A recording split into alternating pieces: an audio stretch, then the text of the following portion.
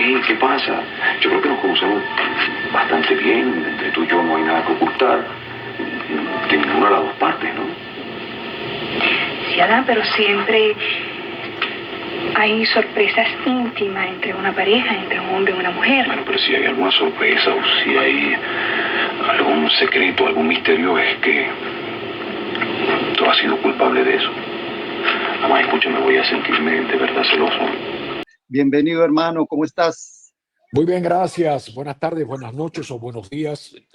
Usted dirá los tiempos y los horarios. Yo estoy a la orden, espero que estés bien. Te felicito y te agradezco más la invitación que me haces para estar con un público en un país donde yo nací, pero es un público que realmente, y arranco con esto para que tengan un público que se ha olvidado de nosotros, realmente. Bueno, hermano, como iniciamos, yo siempre inicio en las entrevistas conociendo un poco más de la infancia de nuestro entrevistado. Henry, ¿cómo fue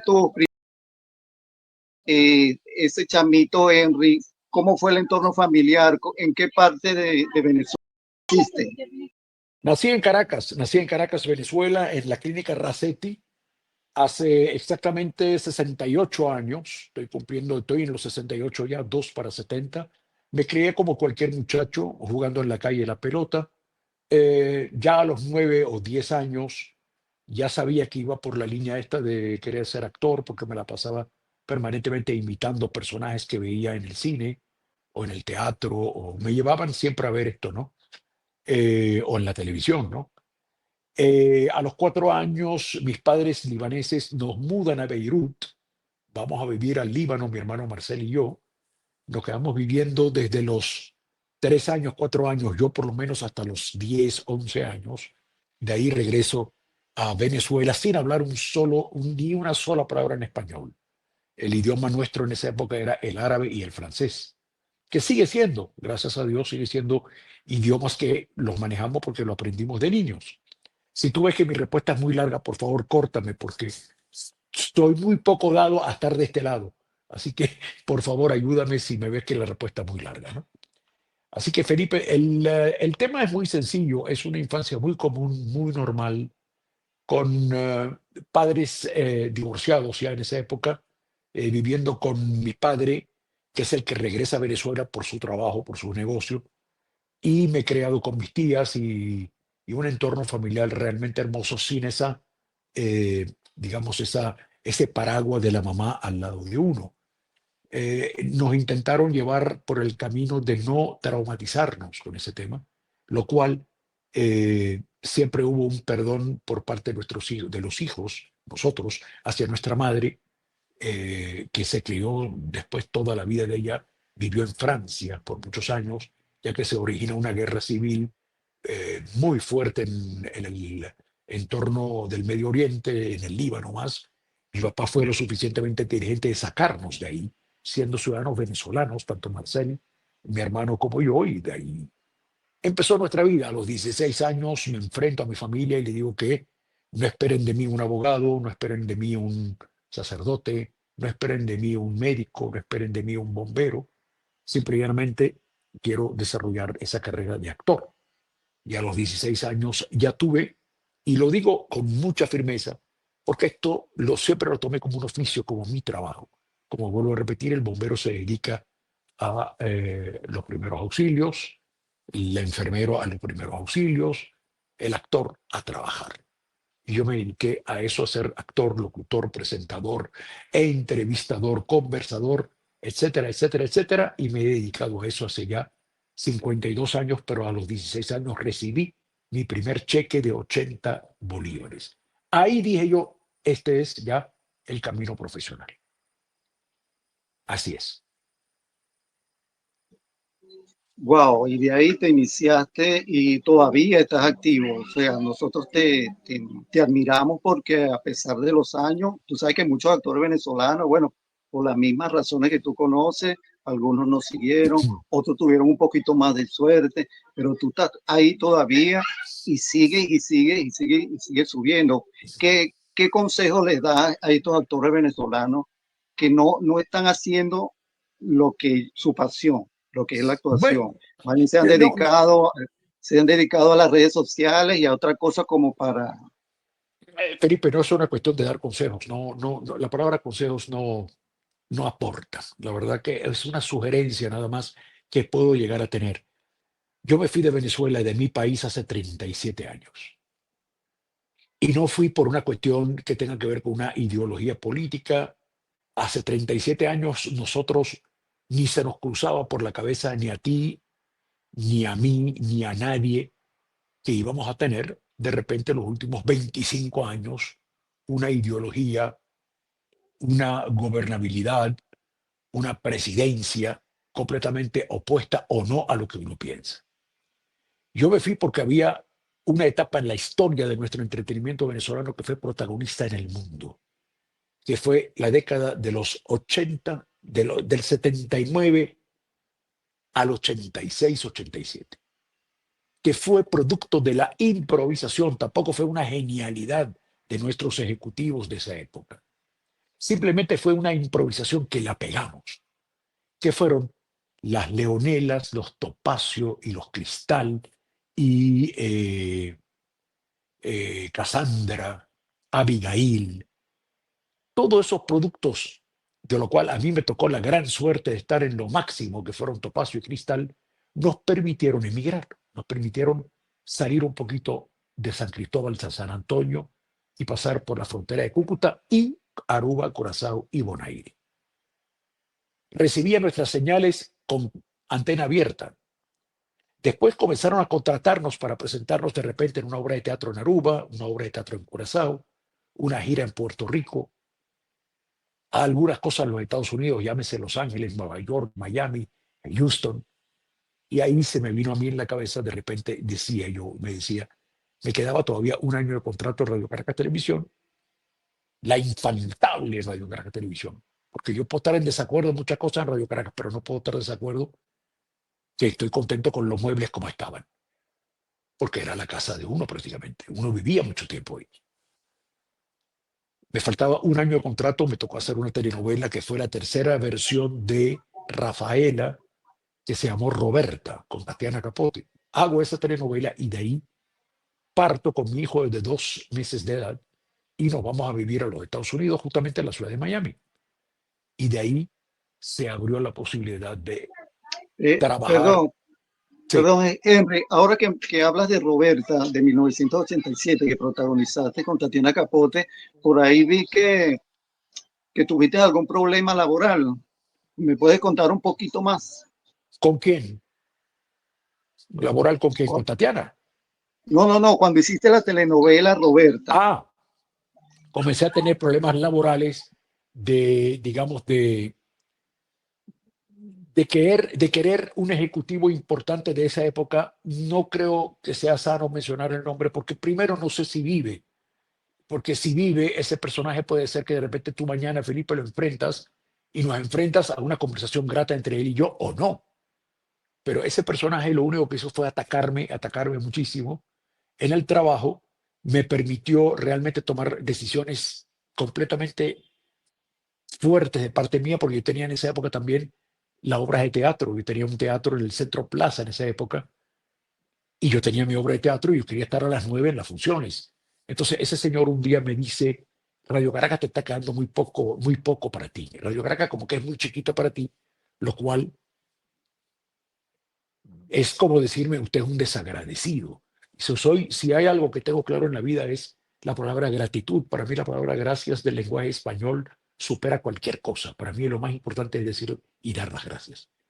En esa época ya empezaron los enfrentamientos y yo sí puedo decir tranquilamente, después de tantos años, a mí me votaron, me echaron de Radio Caracas Televisión. Y cuando fui echado de Radio Caracas Televisión, tengo el récord de mi historia donde yo fui echado 2 veces en 52 años de carrera, trabajando en 7 países, de 2 veces me han echado. Una de ahí y una hace poco aquí en México, de una producción. Pero el averaje me da que del 100% tengo un 2% menos. Entonces yo creo que he sido muy respetuoso y muy correcto en el oficio, en mi carrera, en mi trabajo. Pero sí, te respondo y perdona que sea tan larga la respuesta, que sí, Tuve un enfrentamiento en esa época haciendo la telenovela Roberta, lo cual muy pocas veces yo toco ese tema. Pero 3 meses después, que había una ley de despido, a los 3 meses tú puedes volver a solicitar, a reenganchar al empleado. Yo recibí a los 2 meses una llamada de un alto ejecutivo de Radio Caracas Televisión para que yo vuelva. Y ahí dije, no vuelvo más. Y después de 37 años volví una sola vez porque Huguito Carregal me invitó a entrar al canal, a visitar el canal, que fueron casi 15 años después. Yo vivía en esa época en Argentina y volví un día, un viaje de paseo a Venezuela y entré a visitar Radio Caracas Televisión y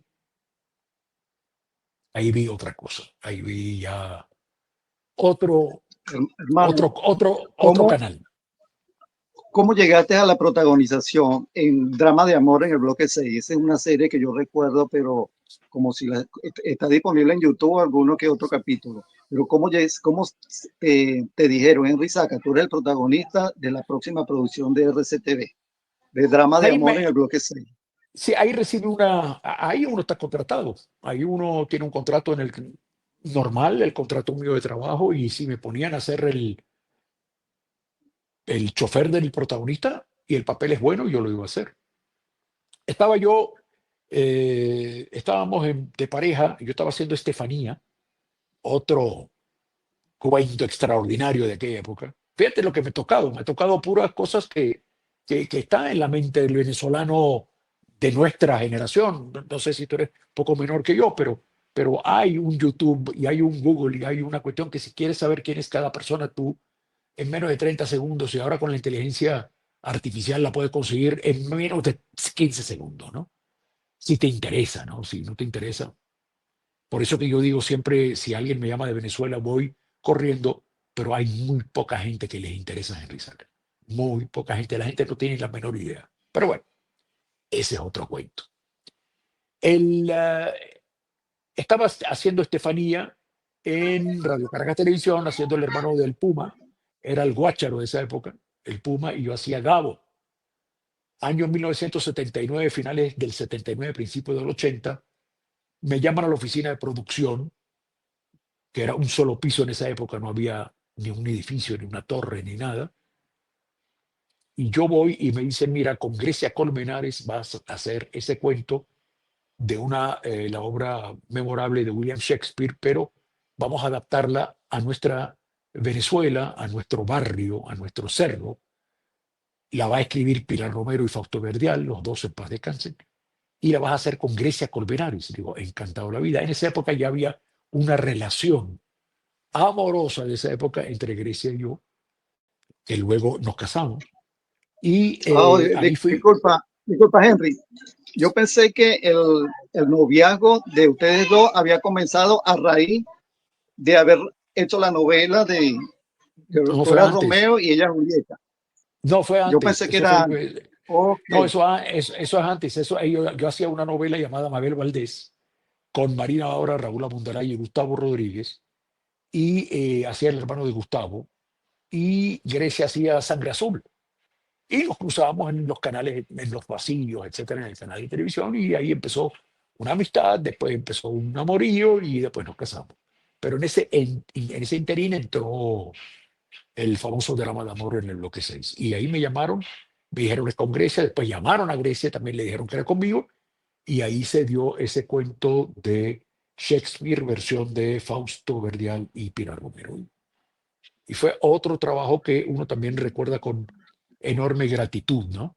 hay un trabajo que yo, de verdad que yo admiré, ese trabajo tuyo con Carlos Cámara, Mm, serie televisiva de RCTV, la verdad que yo amaba esa serie. Después hicieron una con Arturo Larpietri, pero de los inmigrantes es un clásico de la historia, considero yo, de nuestra historia contemporánea en cuanto al área televisiva. Eh, Cuéntame de ese trabajo, cómo te preparaste para hacer ese acento libanés, pero creo que tú tienes también ascendencia en sí, esa pero parte, ¿no? directa. Soy hijo de libaneses. Mira, fíjate, otro cuento. Mira, uno se olvida, fíjate, uno se olvida de las cosas que realmente ha hecho en esta carrera, porque De repente a veces me preguntan, ¿qué te ha dejado a ti Topacio? Bonitas cosas. ¿Qué te ha dejado a ti Drama de Amor? Bonitas cosas. ¿Qué te ha dejado a ti Cristal? Bonitas cosas. ¿Qué te ha dejado Roberta? Dinero. Es lo único. Imagínate. Y tú me hablas ahora de los inmigrantes de Gallego. Mira, empieza ese famoso ciclo en el año 83, 84, el famoso ciclo de rendirle homenaje a don Rómulo Gallego.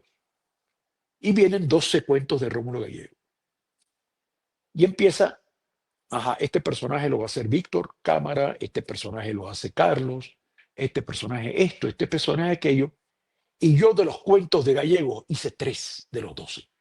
Hice el paréntesis, hice otra en Cumaná, que no recuerdo bien el nombre, que la dirigió en el Porte, y el último que hago es el cuento de los inmigrantes de Gallego.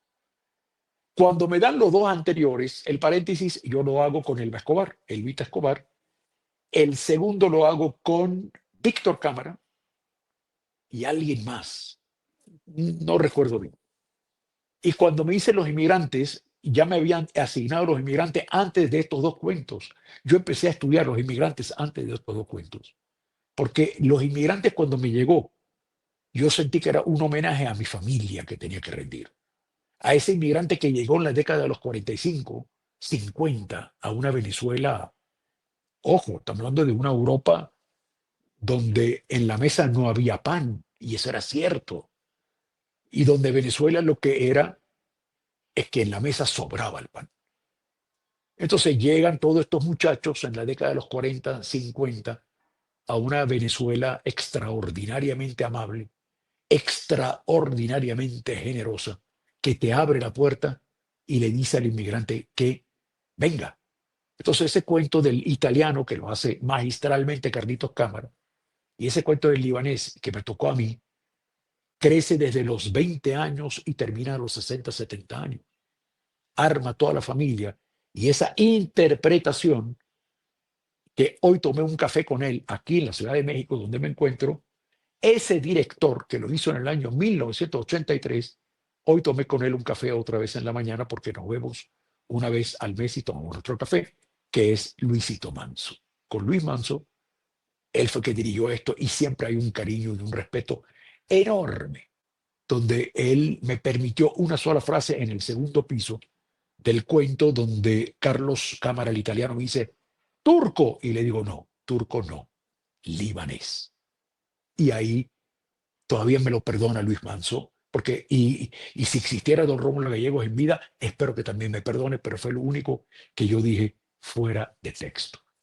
Ese cuento de inmigrante también te agradezco enormemente que me lo hagas recordar, porque uno ha hecho tantas cosas y uno se va no borrando, pero olvidando. Ahora, si tú me lo recuerdas otra vez, ya yo lo vibro como si estuviese grabándolo hoy. Pero como no tenemos una industria en nuestro país, porque se logró a no tener una. Hay gente que logra cosas, ¿no? Hay gente que logra tener millones de dólares, hay gente que logra tener un bonito mueble, hay gente que, como tú, que logra tener una conversación grata, que me da la posibilidad de expresarme ante un público venezolano que nunca me invita, y hay gente que logra hacer las cosas mal. Y nosotros no tenemos industria, pero yo lo primero que permitiría, feliz de la vida, es que hagan un remake, como dicen los americanos, de un cuento de los migrantes. Sería genial. Un drama de azul, Enrique, un que, drama de lo que que sea, y todas esas cosas. sabe que recientemente yo he hecho varios entrevistas con Carlos Cámara, y he Ajá, hecho conjuntamente con Carlos Cámara y Eloy Peraza, he hecho con él y Carolina Perpetuo, pero de ok. verdad que me encantaría, y te realizo la invitación desde hoy, que hagamos uno con Carlos Cámara, pero que hablemos de los inmigrantes y de la época de oro, claro. ¿Te parece? Yo he encantado la vida. Con Carlos, a veces tengo tiempo que no hablo con él, no lo veo, pero siempre va a haber cariño, va a haber un gran amor hacia Carlos, pues yo amo a Carlos, yo lo quiero mucho. Lo quiero mucho, y pues, no nos hablamos todos los días, pero encantado la vida. Mira, eh, avísame cuando lo quieres hacer, y tú sabes que por algo que tenga que ver la comunicación con mi país, yo voy a estar siempre presente. ¿Por qué? Porque yo creo que ya te lo he dicho 2 veces. Nadie me invita para nada. La última invitación la tuve hace un año, imagínate. Pasa. Lo que pasa es que, Henry, hay una generación que creció, pero no te vio en la pantalla chica venezolana. Entonces, hiciste una extensa carrera, bueno, todavía la estás haciendo, pero hay una generación que te perdió de vista. Claro, Pero, tenemos un pero mundo ¿sabes? más globalizado y mucha gente sabe que tienes una excelente No, carrera en Miami y en México, en Telemundo. O sea, has hecho no, pero diversidad de personajes, pero hay una generación que, por ejemplo, tú te paseas en este momento por un centro comercial de Caracas y tal vez no te reconozca por eso. perdón, ya me ha pasado. Yo tengo 10 años que no voy a Venezuela, 10. Y hace los 10 años que no voy, un día estuve por Venezuela, pasé por un centro comercial ahí en las Mercedes, y antes, en una época, no podías caminar por ese centro comercial. Ahí me saludó una sola persona de mi edad. Yo no, ojo, yo entiendo eso, no es que no lo entiendo, pero eso pasa porque no tenemos industria. Porque si existiera industria, la gente me estuviese viendo haciendo cosas allá. Y la gente se va a acordar de Carlos, de Javier Vidal, de, ¿cómo se llama? De Carlitos Mata, de Carlitos Cámara, de Víctor, de todos nosotros, porque de repente ahora hacemos de viejos. Pero se acuerdan que hace 20, 25 años la abuela le decía, tú no sabes lo que él hizo, pero no tenemos industria. La industria nada más la tenemos, creo, para existir los programas está bien, los programas de chisme, pero existe monitor hípico. No existe la industria nuestra, me explico. Existe que si usted va a apostar por el de la segunda válida, le recomendamos esto y esto y esto y esto. Lo cual más bien hay que felicitar al mundo híbrido que continúa haciendo cosas, pero el nuestro se paralizó. Entonces es insólito. Es Henry, insólito. Henry, en tu estadía en Los Ángeles, sé que tuviste varios años viviendo por allá. Me enteré que tuviste una pequeña cita con Clint Eastwood a ver si se subías un poco, tenías ese, como decir, esa experiencia, pero no se te dio. ¿Estarías No, dispuesto otra vez a intentarlo? siempre. Es que siempre lo voy a intentar. Yo no voy a dejar nunca. Yo hoy estaba diciéndolo en el desayuno con Luis Manso, y también lo había repetido ayer en una reunión. De este oficio yo me voy a retirar, nadie me va a retirar. Nadie me va a retirar. Yo mismo me voy a retirar y entonces yo soy el que va a dar siempre, siempre, siempre. Yo soy, como decía Julio Iglesias en una entrevista que me dio en el año 91. Julio Iglesias me dice, oye, venezolano, te voy a decir lo siguiente. Todos los días me levanto de la mañana provocando. Él provoca. Él provoca la entrevista, él provoca el comentario, él provoca que la canción se escuche, él provoca hacer dinero, él provoca jugar a la banca, él provoca jugar todo, absolutamente todo. Él me dice, en esta carrera, en nuestro oficio, lo más importante es, además de las condiciones, del talento, etcétera, etcétera, hay que levantar provocando.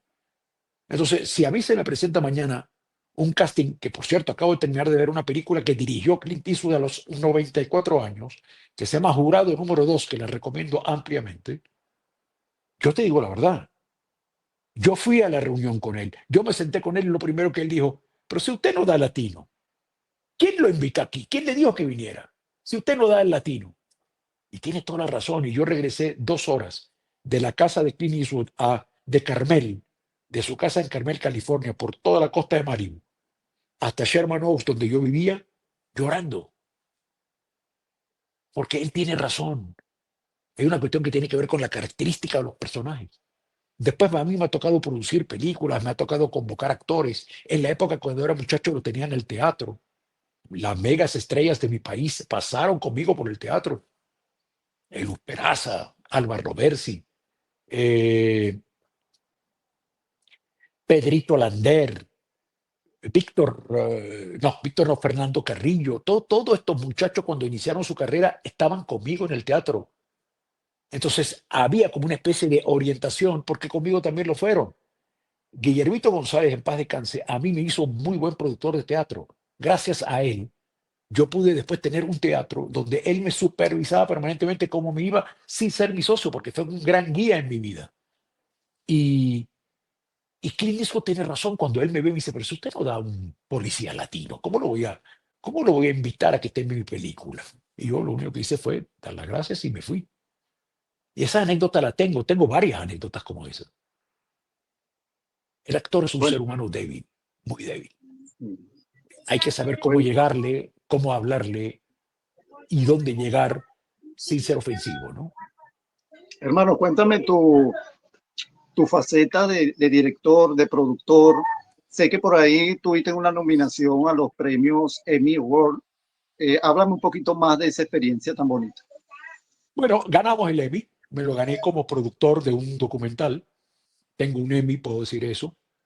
Eh, Hace unos 10, 12 años creé con un muchacho de Maracay, Alan Mikey, creamos una empresa productora de cine, tenemos 3 documentales hechos y tenemos 2 películas, 2 largometrajes.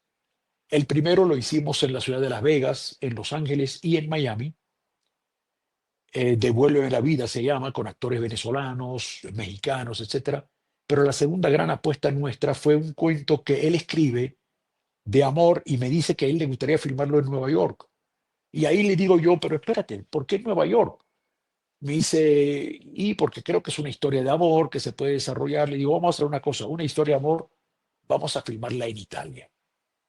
Bueno, pero ¿y el dinero? No te preocupes. Nosotros tenemos la historia. Lo que tenemos que hacer ahora es lo más difícil, buscar ese dinero. Entonces me fui hablando con una gente, una amiga, unos amigos. Hicimos una vaca y fuimos a Italia con una actriz venezolana que vive justamente en Caracas, que es Alexandra Brown. Hicimos con Alexandra Brown, William Goite, un actor venezolano destacado.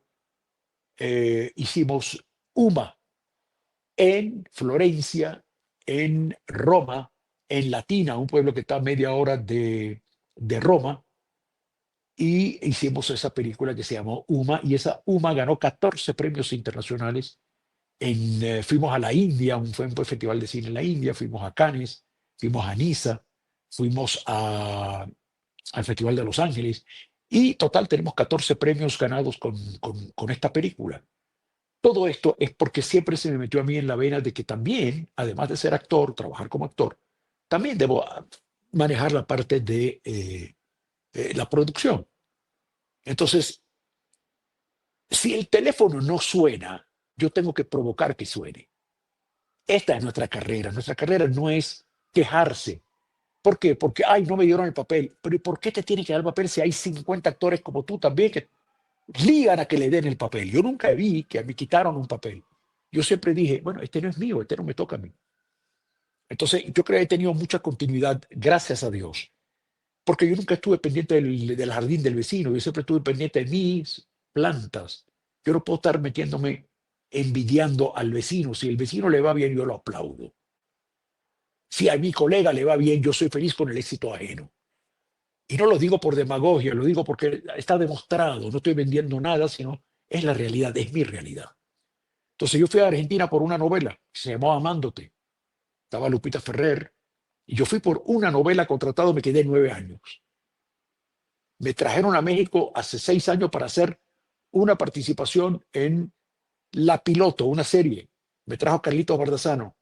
Tengo 9 producciones hechas ya en México. Terminé una hace 4 meses.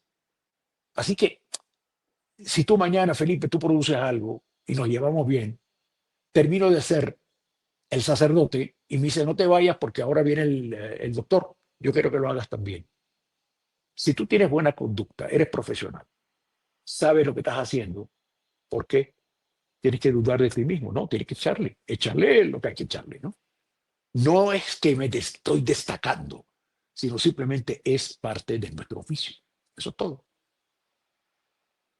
Sí, hermano. ¿Tienes algún personaje?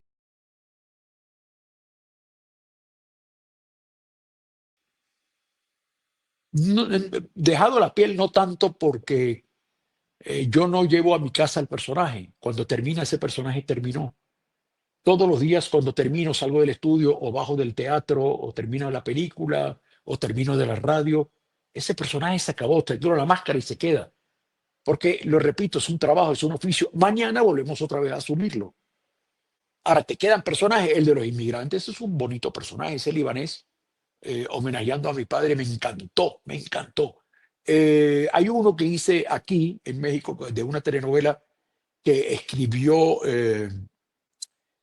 Padrón, Leonardo Padrón, de Amar a Muerte. Me gustó muchísimo ese personaje. Lo hice con Michelle Brown, Camilo, el viejo Camilo. Es un muy bonito personaje que todavía me quedó. Y,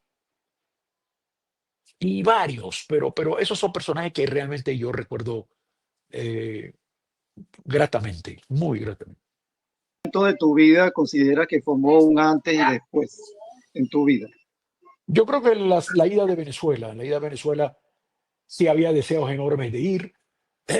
Había que entender el primer año cuando uno emigra, el ser inmigrante es muy duro. Y yo soy hijo de inmigrantes. Fíjate que en mis 68 años de edad, yo viví solamente 19, 20 años en Venezuela. Pero soy muy venezolano, soy muy venezolano. Entonces, eso de emigrar, el primer año cuando nos fuimos a vivir a Miami, en el 87 fue muy duro saber que te levantas en la mañana. Yo vivía en una casa en Alto Prado. Antes tenía un apartamento en Los Naranjos. Yo fui un privilegiado, yo vivía muy bien. Que de repente la idea de irnos de Venezuela con un hijo, con una señora, mi señora en esa época, el primer año fue muy duro ser inmigrantes. Después me fui acostumbrando y hoy en día me imagino que regresar después, fíjate, 10 años con un pasaporte vigente, con todo, regresar a Venezuela ahora de repente me voy a sentir extraño, muy extraño, porque No, regresas, sí, no, y no son tu perdiste tierra. el acento, no lo perdiste en absoluto, lo tienes, lo sigues Bueno, teniendo. lo sigo teniendo. En el mundo te obligan a ser más correcto con el español, pronunciar un poquito mejor cuando estás actuando, porque nosotros, ¿qué pasó, chico? Te comes todas las letras, te va, ¿qué te importa? Ah, vaina, ¿qué te importa eso? No, o hay que tener cuidado, pero sí he sido completamente cauteloso, teniendo cuidado con el lenguaje. ¿Por qué? Porque todos los venezolanos tenemos que hablar mal. No todos los venezolanos somos los que están hablando así ahora, ¿eh? No todos. Se entendió lo que dije, ¿no? No todos hablamos mal. Hay gente que habla muy bien el español y venezolanos que hablan muy bien. ¿Cómo te ves en 5 años tu carrera actoral? Mira, en 5 años ya serían 73. Espero tener lucidez. Primero, lucidez. De repente la lucidez, ¿por qué? Porque uno se tiene que enfrentar a un casting, cosa que yo soy de una generación donde el casting ni existía. Antes decían, este personaje lo hace Felipe, este personaje lo hace Henry, este personaje lo va a hacer Alba y este lo va a hacer Eluz. Ya estaba asignado. Entonces, dentro de 5 años sería 73 años. Lo que quiero tener lucidez, meterme frente a la cámara y tratar de ver si me gané el papel. Pero fíjate lo que estamos hablando, ¿no? Toda la experiencia, toda la experiencia es simple y llanamente con un señor que recibe un video y ese señor que recibe el video es el que te cataloga si estás apto o no para ser el personaje. Y ese señor no tiene ni siquiera 30, 35 años. Y resulta que yo lo triplico, puede ser mi nieto, pero ese es el que tiene la obligación de cuestionarme. Es el que tiene la obligación de elegirme y es el que tiene la obligación de decir, ¿me gusta o no me gusta? Ahora, yo sentado desde aquí, con todo lo soberbio que puedo ser, yo no puedo decir, hermano, usted no tiene la menor idea de lo que... usted no ha pasado todavía la historia, usted no ha quemado rancho, usted tiene poco, como decía un amigo mío, tiene poco burdel. Entonces, usted no tiene experiencia, hermano, pero está ahí. Entonces, esa es la industria que hay que respetar. Si no Eso, estás de acuerdo, eso, perdón, si no estás de esa, acuerdo, lo primero que tienes que hacer es no aceptarlo y no hacerlo. sí. Esta nueva generación de actores con la que tú mismo has compartido también en estos últimos años, ¿qué, qué has aprendido de ellos? ¿Te has nutrido de ellos? Y si me puedes Sí, nombrar algunas personalidades, algunos actores. he aprendido de ellos muchísimo, he aprendido lo irresponsable que es uno a esa edad. Es totalmente irresponsable, fresco, bonito. Ellas, ellos. Imagínate hoy, estás hablando con cualquiera y tiene el teléfono en la mano. Y tú le tienes que decir, hey, ¿me estás escuchando? Perdón, pero yo lo estoy escuchando. Usted dijo esto y esto y esto. Están con el teléfono en la mano, al mismo tiempo tiene el teléfono en la mano y te contestan la pregunta que tú le hiciste. Entonces, para mí hay una genialidad. Nada más yo digo, ¿tú te imaginas si en la época mía hubiese existido todo lo que son las redes? Yo hoy soy Tom Cruise. Así mismo, de simple. Carlos Cámara Entonces, sería Brad Pitt. Carlos Cámara sería Brad Pitt. No, Carlos Cámara sería mucho más que Brad Pitt. Carlos Cámara es un gran actor. Que esté loco, ese es otro problema. Pero que es un gran actor, es un gran actor. Ustedes dos han tenido ese privilegio de hacer muchos papeles de villanos. Incluso hasta en la comedia te he visto que tienes algunos personajes allí. ¿Te encanta la comedia, Henry? Sí, me gusta la comedia, me gusta muchísimo la comedia, me gusta que me inviten a hacer comedias, pero también con la trayectoria y con las cosas que han visto, a veces hay productores que le dan miedo invitar a alguien de repente con estos actores de fuerza que han hecho caracteres, etcétera. No, no, no, él, cuidado, porque él hace muy bien el villano. No creo que tenga la sangre para. Es que, ¿sabe lo que pasa? Que hay una cuestión que permanente te etiquetan, catalogan. Y yo creo que es ahí donde yo digo, y por suerte yo como productor, las veces que me ha tocado producir, yo digo, si es Felipe, es Felipe. Vamos a conversar con Felipe. Olvídate. No me quiten de la cabeza que el personaje en esa comedia lo da Joaquín. No, ese personaje lo da Felipe. Ahora vamos a verlo. Tiene que haber credibilidad ante todo. Si no hay credibilidad, también es un oficio tan crudo que no te permite otras cosas, ¿no? Tiene que ser creíble lo que tú hagas. Y tienes que estudiar, porque si no estudias, estos actores de ahora, yo te digo la verdad, me divierten tanto. Hay momentos que estoy muy identificado con ellos, con ellas y con ellos, ¿eh? Además, yo digo, las actrices jóvenes son mucho más atrevidas todavía que los actores jóvenes. Las actrices jóvenes se lanzan por todo. Las actrices te hablan y te dicen, ok, hagámoslo, pero espérate, vamos a ensayarlo. Yo ya la tengo la escena, véngase. Así mismo, ¿eh? Vámonos. Y yo digo, pero qué admirable. En la época nuestra fuimos así, sí, fuimos así. Pero aparecía Amalia Pérez Díaz, aparecía Rafael Briceño, aparecía Luis Calderón, aparecía Carlos Márquez, aparecía Raúl Amundaretz y te ponían, tranquilo, vamos a ensayar. Y te ponían un parado. Hoy en día tú le dices, hey, vamos a ensayar. ¿Qué vamos a ensayar?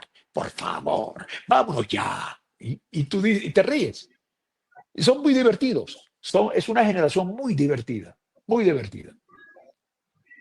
Hermano, retrocediendo otra vez un poco más atrás, en la época, en el periodo de principios de los 80, 85, donde tú, Carlos Mata, eran como decir las estrellas de Hollywood, del pequeño Hollywood que éramos Venezuela, que era Radio Caracas, televisión, que hacíamos esas grandes producciones.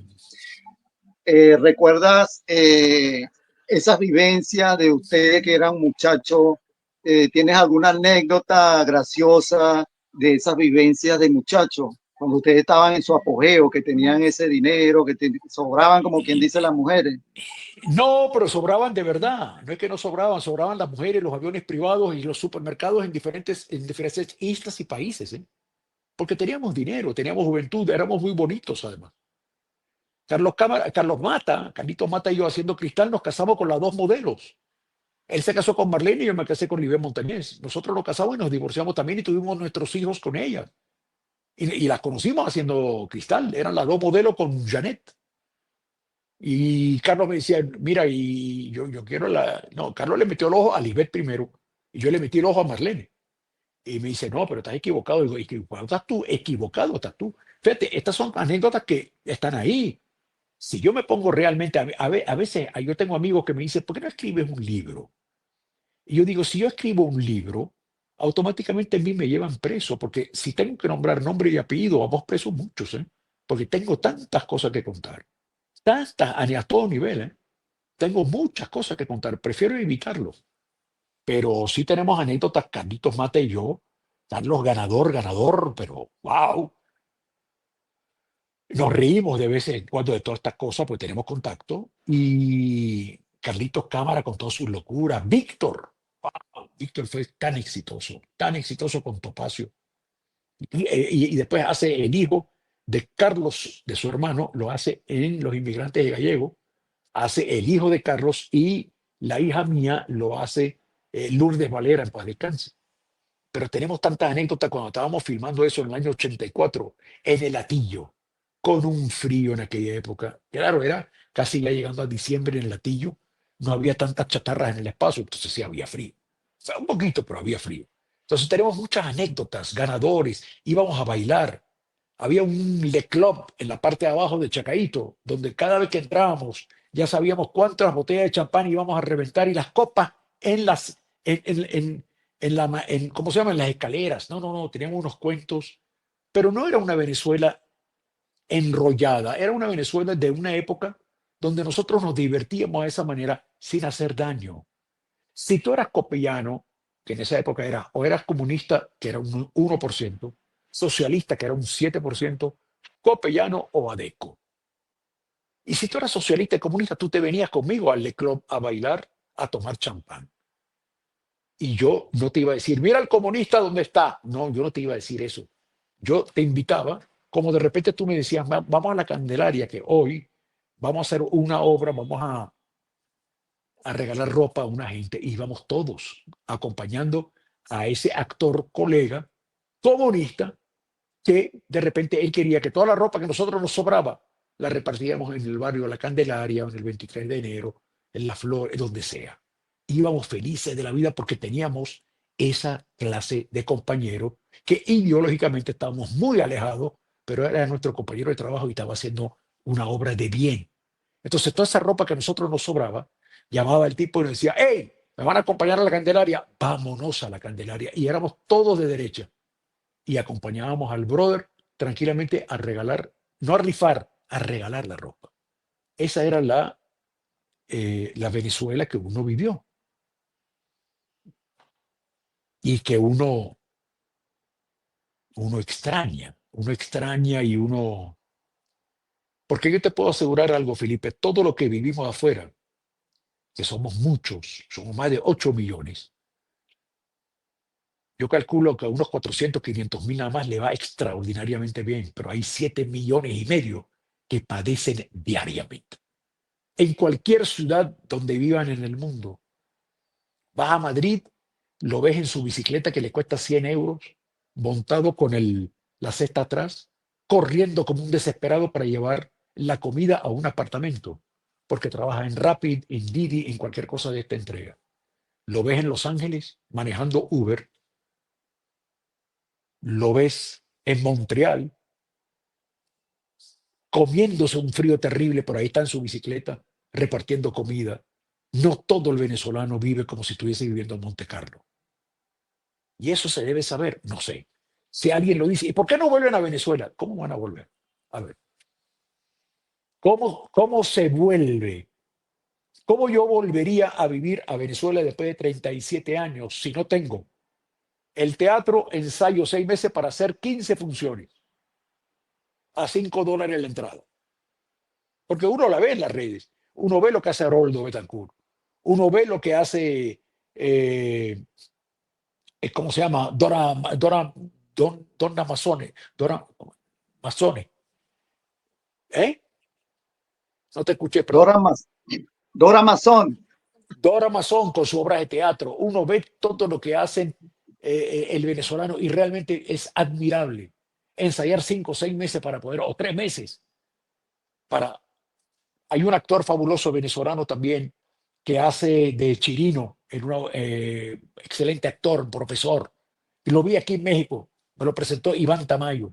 Pero el mismo Iván Tamayo hizo una obra de teatro, ensayó, volvió a hacer la obra de teatro, todo, hizo 10 funciones. Entonces, regresar a Venezuela para eso, para deprimirme, hoy, exactamente hace hora y media, me llegó una obra de teatro. Y me llegó la obra de teatro que yo, con Carlitos Mata, le mandamos a pedir a Juan Carlos Wesolowski, un autor y director venezolano, para que la escribiera para nosotros. La escribió, la hizo con Daniel Sarcos y Víctor Cámara. Se llama Plano y Contraplano. La hizo y la giró por alguna ciudad de Venezuela. Ya Víctor no está, ya Daniel no está, y me la mandó hoy. Me dice, por fin, ¿qué piensas? Y ahora voy a sentar a leérmela otra vez. Pero hacerla, perfecto. Vamos para Dominicana, Panamá, España, hacemos algunas cosas, pero nuestro deseo, ¿cuál es?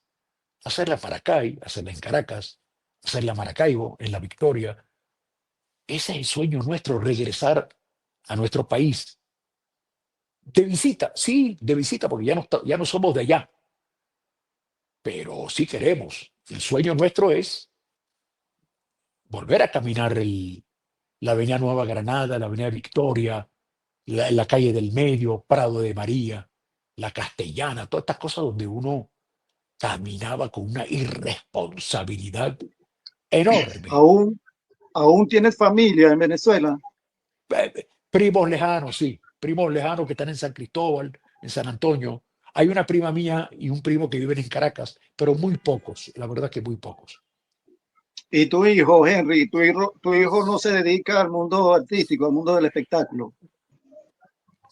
Bueno, mi hijo Henry no siguió mi carrera, lo llevé un día, tenía él 13 años, 14 años, lo llevé a una grabación que yo tenía en un programa de televisión que hacía para Univisión, que se llamaba Cita con el Amor, que era el antiguo Operación Cupido que hacía Museo de la Caballería. Entonces se llamó Cita con el Amor, lo hacía los miércoles a las 10 de la noche para la cadena Univisión, año 92-93. Llevo a Henry Saca, mi hijo, a los 13, 14 años a que me acompañe, un poquito menos creo, para que me acompañe al estudio. A los 15 minutos me dijo, papá, sácame de aquí. Por favor, sácame de aquí, no quiero estar aquí. Ahí me di cuenta que no, no, para nada. Y de todos nosotros fue el único que nos dio un título universitario. Mi hijo es licenciado en estudios internacionales, comercio exterior, diplomacia.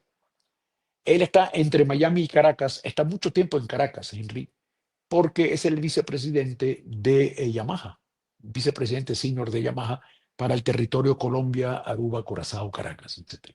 Entonces, él va mucho en Caracas y me da mucha alegría por él, es un buen muchacho, muy buen muchacho. Casado, bien, va y viene, así es. ¿Cómo es Henry Saca en el entorno familiar? ¿Cómo te ven ellos? ¿Te ven muy serio? ¿Eres una persona bromista?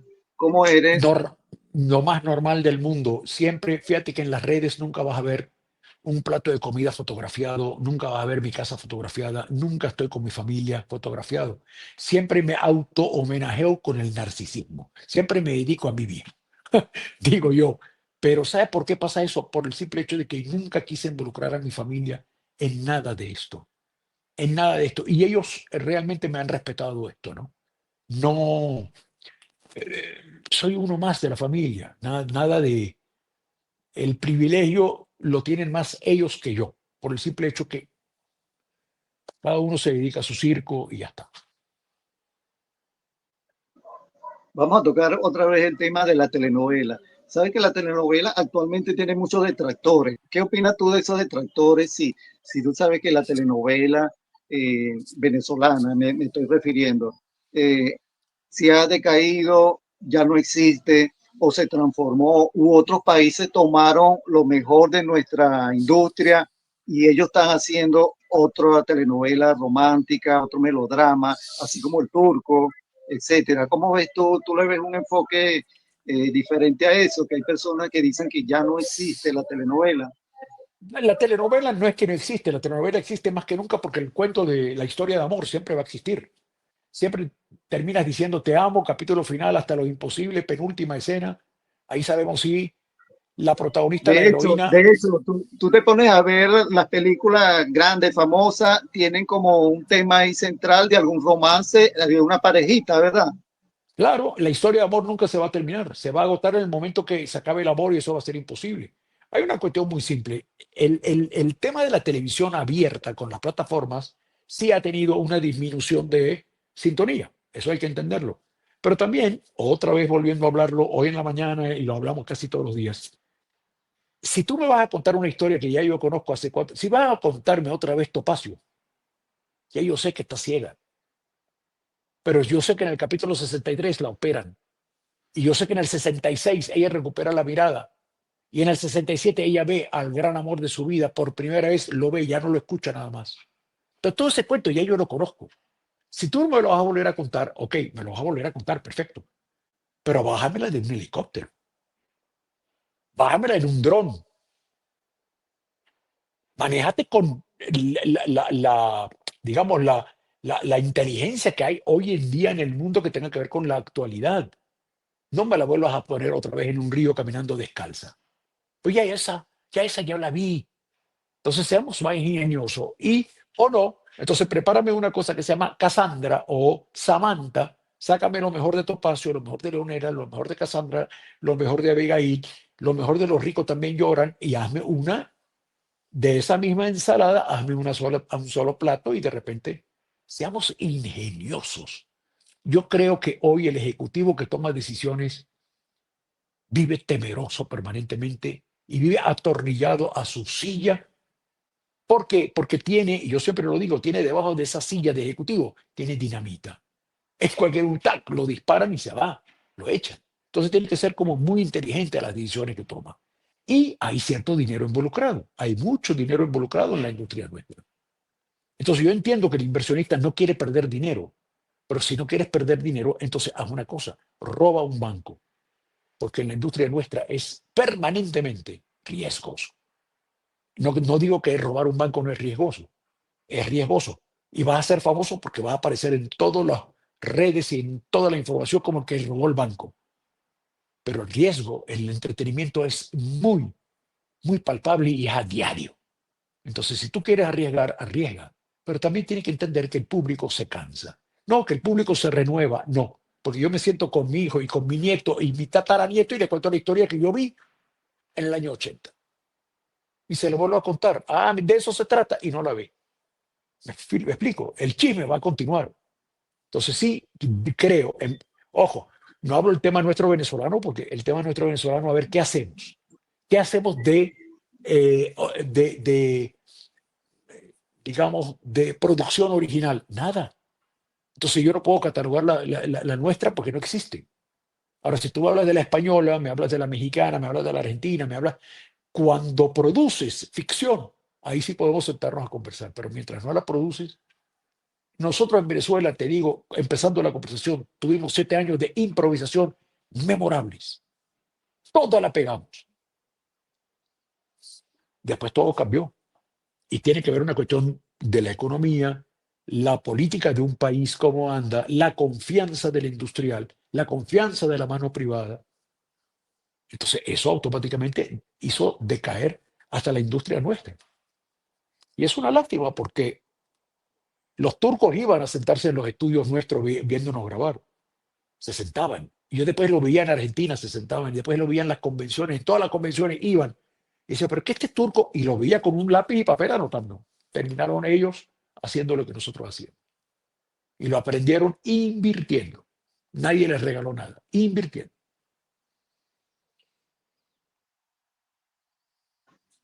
Hermano, ¿qué mensaje le envías a tus compatriotas, a los venezolanos, a los que están en Venezuela, a los que no están en Venezuela, que como acabamos de decir son muchos? Un mensaje de Henry Saca, un mensaje de aliento en estos momentos tan difíciles que estamos atravesando desde hace mucho tiempo. Yo no sé si la palabra mensaje o aliento, lo único que digo que no levantarse en la mañana y pensar que va a ser un excelente día. Hay que levantarse todas las mañanas y pensar que un excelente día. Después, cómo se va desarrollando el día, vamos viendo qué ocurre. Precavido, cautela, todo lo que quieras, pero no todo está acabado. Yo creo que no todo está acabado. Mientras tengamos la lucidez que hablamos, la salud que tenemos, el potencial, el venezolano es un tipo bueno. El venezolano no es una persona que te recibe mal o que te atienda mal. El venezolano es un ser humano de por sí bueno. ¿Por qué? Porque hace muchos años actuó muy bien. No puede tener mala memoria, porque le abrió la puerta a todo el mundo. Y hoy, y lamento decirles, le está abriendo la puerta a todo el mundo para que se vaya, no para que se quede. Entonces, si te recibí en mi casa, no quiero que te vayas. Entonces, yo creo que hay que levantarse todas las mañanas y pensar de que el día va a ser bueno, que, que todo pasa, nada es eterno.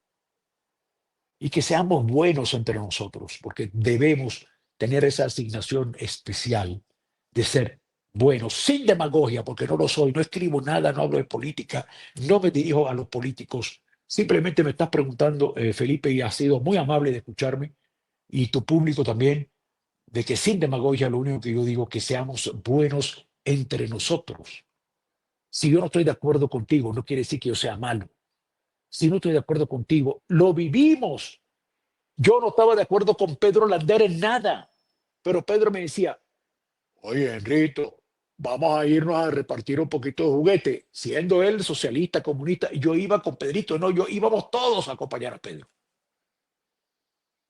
Íbamos, íbamos a estar con Pedro. Y Pedro trabajó después conmigo en mi teatro, en el teatro que yo tenía rentado. No era propiedad mía, pero él tenía rentado. Y Pedro era el primero que estaba ahí.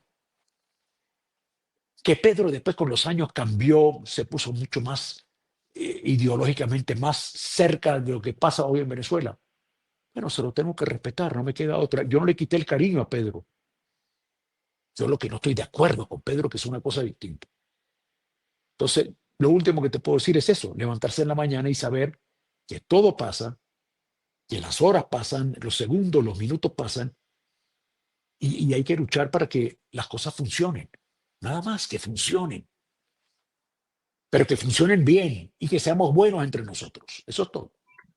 Bueno, hermano, de verdad muchísimas gracias por haber compartido una hora, por lo menos que estamos acá ya hablando para que le lleguemos al público venezolano que de verdad que te recuerda bonito esos personajes que hiciste en la televisión de oro de Venezuela, sigues brillando en el exterior y yo sé que este video cuando lo veamos próximamente en YouTube, en las redes sociales, de verdad que la gente te va a colocar mensajes bonitos porque se te recuerda bonito, hermano. Muchísimas gracias por esta entrevista. Felipe, no, a ti muchas gracias. A ti por unirme con mi país. A ti por recordarte, por acordarte, mejor dicho, que yo existo. Y la otra, bueno, te deseo a ti lo mejor, que sigas haciendo esto. Invita a actrices, actores, gente que ha hecho algo. Se van a sentir muy bien haciéndolo, porque tú eres también un buen tipo. Y entonces no se te puede negar una conversación como esta. ¿Ok? Muchísimas gracias. Gracias, hermano. Un abrazo. A ti, muy amable. Que Dios te bendiga. Amén.